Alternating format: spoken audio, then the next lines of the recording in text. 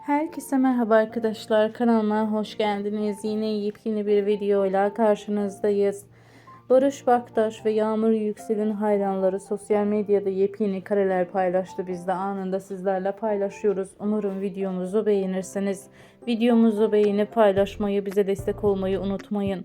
Bir sonraki videomuzda görüşürüz. Hoşça kalın, iyi seyirler, sağlıkla kalın, mutlu kalın.